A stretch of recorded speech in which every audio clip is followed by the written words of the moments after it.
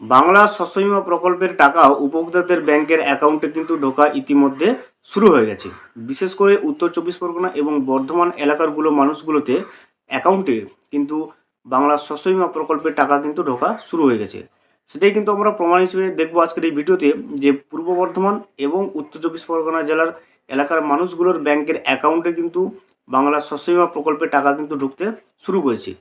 তো বেশি দেরি না করে স্ক্রিনে গিয়ে আমরা কিন্তু দেখে নেব যে বাংলা শস্য বীমা প্রকল্পের টাকা ঢুকতে শুরু করছে। এবং ভিডিওটি শুরু করার আগে ছোট্ট একটা অনুরোধ, যদি চ্যানেলে নতুন হয়ে থাকেন অবশ্যই চ্যানেলটা সাবস্ক্রাইব করে রাখবেন এবং নোটিফিকেশনটা অল করে রাখবেন এই ধরনের সমস্ত আপডেট সবার আগে পাওয়ার জন্য। চলুন স্ক্রিনে গিয়ে আমরা প্রমাণটা দেখে নিই যে বাংলা শস্য বীমা প্রকল্পের টাকা কিন্তু উপভোক্তাদের ব্যাংকের অ্যাকাউন্টে ঢোকা ইতিমধ্যে শুরু হয়ে গেছে, বিশেষ করে উত্তর চব্বিশ পরগনা এবং পূর্ব বর্ধমান মানুষের ব্যাংকের অ্যাকাউন্টগুলোতে।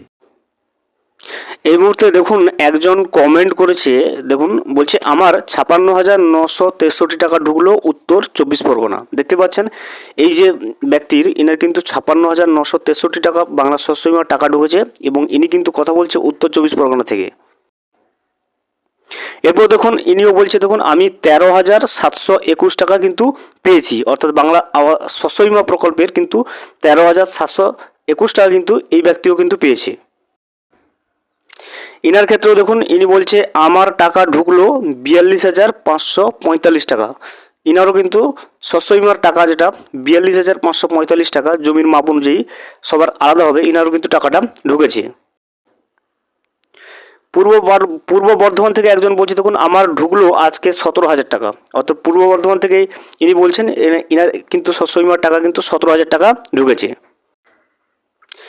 এখন যেটা দেখবো, দেখুন ইনিও বলছে আমার টাকা ঢুকলো ১৪৯৫ টাকা উত্তর চব্বিশ পরগনা, অর্থাৎ উত্তর চব্বিশ পরগনা থেকে কিন্তু ইনি বলছেন এবং ইনার অ্যাকাউন্টেও কিন্তু শস্য বীমার টাকা ১৪৯৫ টাকা কিন্তু ঢুকেছে।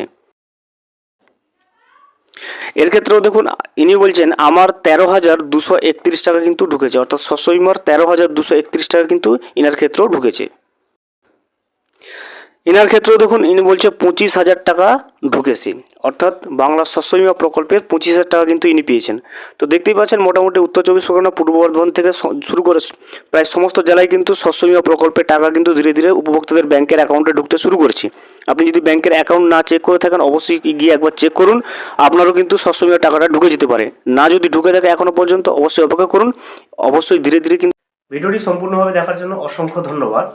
এখনও পর্যন্ত যদি চ্যানেলে নতুন হয়ে থাকেন এবং সাবস্ক্রাইব না করে থাকেন অনুগ্রহ করে চ্যানেলটা সাবস্ক্রাইব করে পাশে থাকবেন।